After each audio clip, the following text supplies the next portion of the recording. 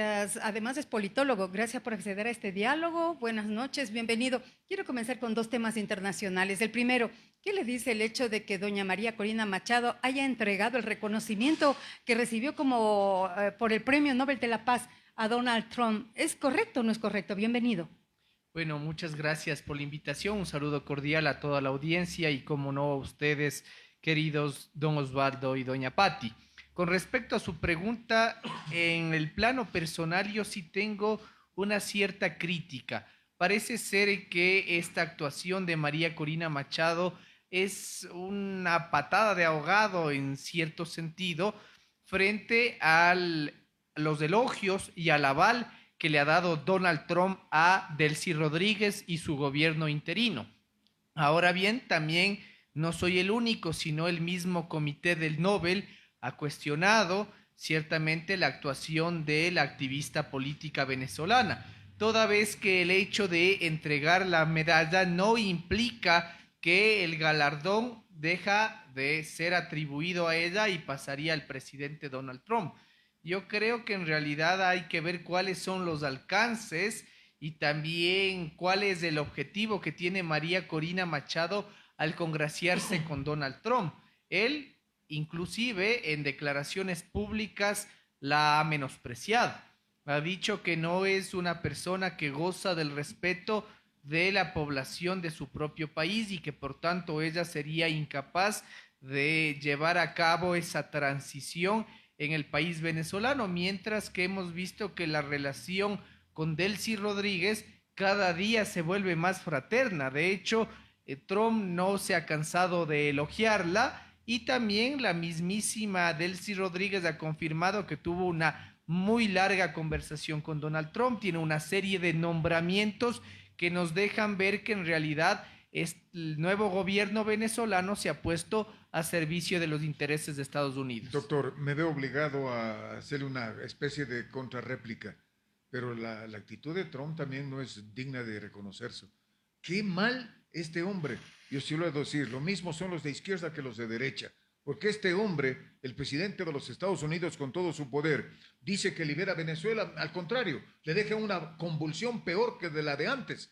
Y lo de Corina Machado, desesperada, como usted dice, doctor, pero más denigrante, más rechazable, es la posición de aceptar del presidente norteamericano. Bueno, mire, en el caso de Donald Trump no es un secreto que él buscaba el Premio Nobel de la Paz. Lo habíamos discutido en este mismo foro y decíamos que él había perdido tiempo al tratar de buscar un acuerdo de paz primero entre Rusia y Ucrania y luego entre Hamas e Israel, dos iniciativas que quedan inconclusas. Si es que el presidente Trump hubiese tenido una determinación, por ejemplo, por Venezuela, o enfocarse en un solo conflicto, probablemente hubiera ganado el galardón. Ahí cabe el dicho, el que mucho abarca, poco aprieta, ¿no es cierto? Ahora bien, también se ha revelado una carta enviada por el presidente Trump al primer ministro noruego, indicándole que él ahora ya no se preocupará únicamente por la paz, puesto que no le entregaron el galardón, lo que deja de ver una actitud caprichosa del presidente norteamericano y que indica que el motivo sería que no se le entregó el Premio Nobel de la Paz en el año anterior a él y por tanto ha tomado una serie de medidas que más bien ponen al mundo en vilo. El tema de Groenlandia es uno de aquellos y también otro es el respaldo al régimen chavista en la cabeza de Delcy Rodríguez. Ahora, ¿cuál es el mensaje que quiere posicionar Donald Trump cuando de alguna forma, bueno, ya conocemos todos la situación de Venezuela, cuando habla de Colombia, cuando muchos ya piensan que también Cuba va a terminar ese régimen nefasto? Pero ¿cuál es la condición? Dice, la gente de Ecuador incluso debería tener miedo porque estratégicamente le conviene tener poder al presidente norteamericano en tierra ecuatoriana. Bueno, mire, el tema yo más bien veo que Ecuador es un país secundario en la agenda internacional de Donald Trump. El presidente Noboa hasta ahora no ha logrado tener ningún acercamiento efectivo con el presidente Trump, más que esa foto que se tomó en Mar-a-Lago pagando una cantidad exorbitante de dinero y ojo que salió del bolsillo de todos los ecuatorianos porque lo asumió la Cancillería, pero no hay ningún acercamiento de Estado entre los dos jefes de Estado, valga la redundancia, y la verdad es que es muy difícil. Yo veo que Trump no tiene ningún interés de momento en el Ecuador. Ahora, mire, el mismo Gustavo Petro, siendo diametral, tangencialmente opuesto a Donald Trump, con la serie de escaramuzas que han tenido a lo largo de los años, ya consiguió más rápido una cita en la Casa Blanca que el mismo presidente Noboa. De hecho, tras una llamada, Gustavo Petro confirmó que se va a reunir con Donald Trump, quien afirmó que ha sido un gran honor conversar con el presidente Petro y recibirlo en la Casa Blanca. Entonces, mire usted, ahí está claramente cuáles son los intereses geopolíticos del presidente norteamericano. Ya, en el tema nacional, ¿cómo miramos cuál es la conclusión de los últimos acontecimientos de la Revolución Ciudadana y el cambio de timón? Mire, bueno, esa es una pantomima en realidad. Yo no soy de aquellos que tiene que menospreciar a la Revolución Ciudadana. Yo creo que ese es uno de los grandes errores de la política, es no reconocer las virtudes incluso del adversario. Y en el caso de la Revolución Ciudadana, hay que decirlo, es una fuerza política que tiene su representatividad, que está presente en el Parlamento Nacional, en distintos gobiernos autónomos descentralizados. Sin embargo, sí hay una conducción errática que ha llevado a varios de sus miembros, y dicho sea de paso, los más destacados, a mostrar una queja o una inconformidad con respecto a la dirección del partido. Me refiero específicamente a Aquiles Álvarez, a Pavel Muñoz, a Paola Pavón y a quien en su momento también militó en sus filas, a la prefecta del Guayas, Marcela Aguiñaga. En ese sentido, mire, eso deja ver que hay una imposición que viene directamente desde el expresidente Rafael Correa, mostrando que este partido, primero, es personalista, gira en torno a la figura de Correa. Segundo, que es profundamente vertical. Las decisiones de Correa son inapelables y por lo tanto no existe democracia al interior del partido.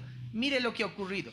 Correa ha ungido a Gabriela Rivadeneira, que al menos en los últimos 6 años no ha vivido en el Ecuador, que no conoce cuál es la situación real del movimiento y que básicamente viene con el mismo discurso.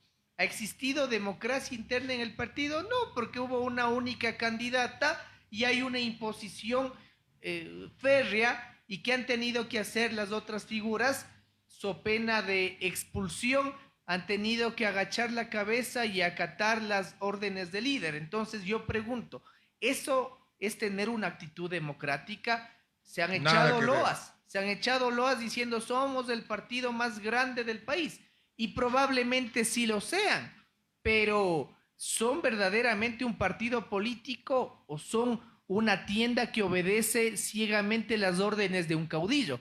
¿Qué va a pasar con esa organización después de los días de Rafael Correa? ¿Va a ser capaz de seguir subsistiendo? Difícilmente. La misma prefecta Guiñaga ha organizado un meeting en la misma fecha con más gente que la ha demostrado que más tarde que temprano, sin la figura, para bien o para mal, de Rafael Correa, ese proyecto no tiene mayores visos de continuidad. Ahora, la señora Gabriela Rivadeneira retorna al Ecuador, como usted lo dice, después de 6 años de autoexilio. Y alguien dice, y es que no tenía acusaciones, es que solo era una calentura. ¿Por qué ella se fue a México? ¿Quién se autoexilia si no tiene problemas en un país? Mire, recordemos que ella también fue una de las beneficiarias del paquete de amnistías que se tramitaron en la Asamblea Nacional de 2021, por lo que sobre los hombros de ella de momento no pesa ningún proceso judicial. Ella por eso ha podido retornar. ¿Esto es nuevo en la política? No, recordemos, volvamos a ver a los años 90 cómo logró Abdalá Bucaram retornar al Ecuador. Después de 20 años. Bueno, eso en la última ocasión. Recordemos cuando él fue alcalde de Guayaquil y tuvo que exiliarse en Panamá. Se tramitó la amnistía en el Congreso Nacional y por eso se lanzaron los ceniceros. Era eso lo que discutían, la amnistía a Bucaram. Bucaram regresó y fue presidente de la República. Entonces, mire usted, en política esta dinámica no es nueva en el Ecuador y habrá que ver por qué destaca la señora Rivadeneira, si es que es capaz de conciliar al interior de la Revolución Ciudadana o si viene a ser un alfil más de esa línea pétrea que impide el diálogo, el consenso democrático entre los militantes de la Revolución Ciudadana. Muchas gracias, doctor. Qué bien, ¿no? Sí, señor, ese Buen es el análisis. del doctor Luis Miguel Rivera. Ha estado con nosotros en vivo en el noticiero más importante de la región. Muchas gracias.